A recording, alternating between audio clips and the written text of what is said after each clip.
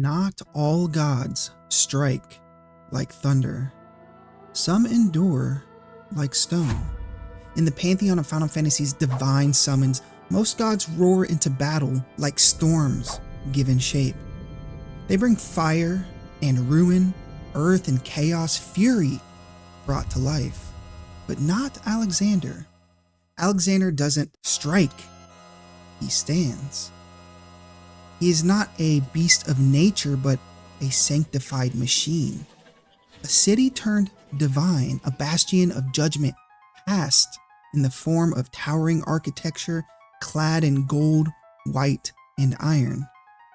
His form is always a paradox, mechanical yet holy, ancient yet futuristic, angelic yet unyieldingly martial. In a universe of primal forces, Alexander is the only god who was built. Final Fantasy VI introduced Alexander as an Esper, the embodiment of holy energy hidden within the walls of Doma Castle after defeating Rexol. His presence there is deliberate, a force of divine judgment buried beneath imperial ambition. When summoned, his attack, divine judgment, rains righteous light upon the wicked, suggesting that he alone possesses the moral authority to decide who deserves to fall.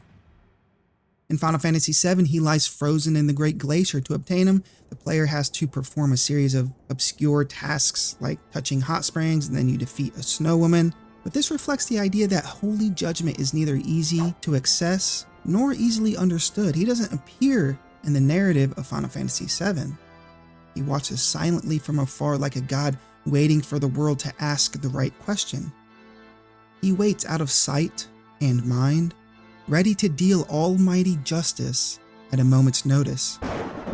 Alexander is the only way to deal holy damage in Final Fantasy VII. Not even enemies have this ability. Final Fantasy VIII reimagines Alexander as a GF, a guardian force, joining the party during their confrontation with Edea. His design is even more mechanical. Heart clockwork angel, heart armored cathedral. Thematically, it's perfect in a story where technology and magic are inseparable. Alexander is divine architecture in motion, a structure that protects through order and crushing inevitability. In Final Fantasy XIII, Alexander manifests as Hope's eidolon. When lightning suggests leaving him behind just days after arriving on Grand Pulse, Hope, a grieving child drowning in helplessness, summons a fortress from within himself. Alexander appears as a bipedal mobile fortress covering Hope with turrets and ramparts. His transformation sequence is a metaphor for trauma. When the world becomes too much, the soul builds a wall. But it's in Final Fantasy IX where Alexander becomes myth and legend. In his namesake capital city of Alexandria, as Bahamut turns the sky to fire, the white stone of the castle begins to glow. The spires extend, wings emerge from the towers. A city becomes a god. We are first-hand witnesses to a divine miracle unfolding.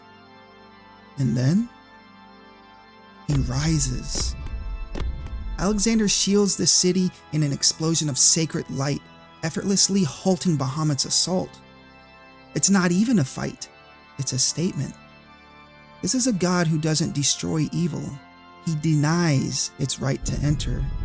This isn't a clash of titans. It's an exorcism of darkness, a shield in the vanguard, the beacon in the mist. But even Alexander can't survive hatred unbound. Kuja, wielding the power of the invincible along with Garland, obliterates Alexander from existence.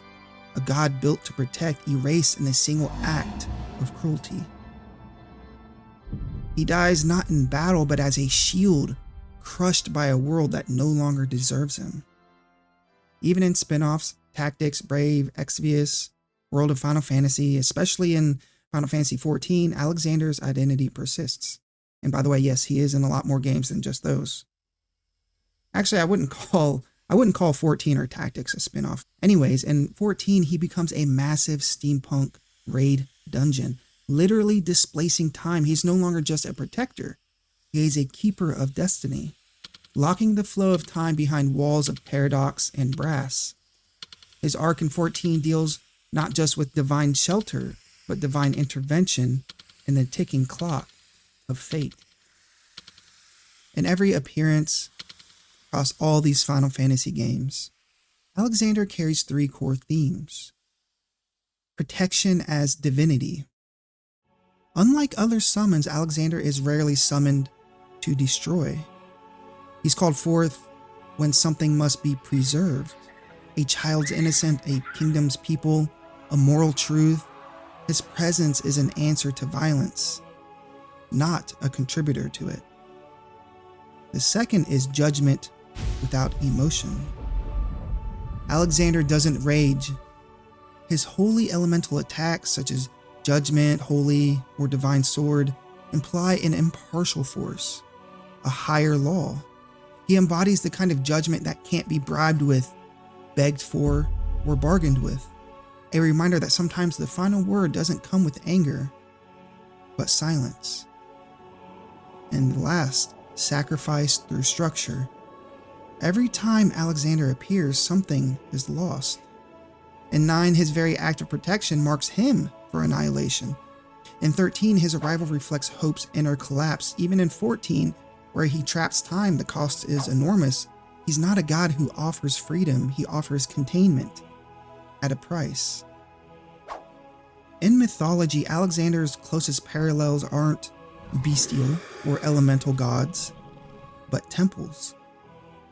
He is divine space made physical. His wings evoke the angels of revelation. His spires the towers of Babylon. His mechanical interiors suggest the sacred geometries of ziggurats and cathedrals. He doesn't fly, not really. He ascends. His divine power is vertical, tower-like, like the ladder Jacob dreamed of, or the divine architecture of holy texts.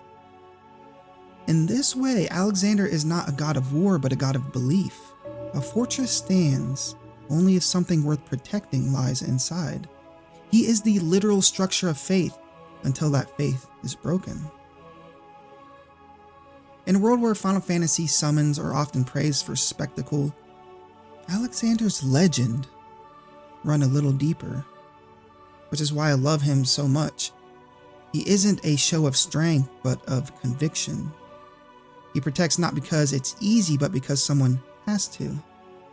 He's a god for those who build, for those who shield others with their own pain, for those who would rather endure than inflict. Where Bahamut screams from the sky and Ifrit burns the earth, Alexander endures quietly, cathedral wings folded in silence, waiting for the moment when he is needed once again. And when that moment comes, he will not ask who is worthy, he will simply stand, because he is the fortress god, and the walls remember. So if you like hearing about your favorite game's lore, mythology, make sure you subscribe to the channel, I appreciate it. Let me know what your guys' favorite summon is. I don't know if Alexander is my favorite summon, but he's my favorite summon who shows up every now and again. He's never like really the main focal point, like an Ifrit, like a Shiva, but he's definitely one of the coolest. I love his design in basically every Final Fantasy. 13, not my favorite design-wise. Also, let me know what your guys' favorite design of Alexander is. Rebirth is amazing. I love his design in Rebirth. But honestly, I think the classic pixelated Final Fantasy VI might be my favorite. Let me know what yours is. Again, I appreciate you all tuning in. Have an amazing day, and God bless.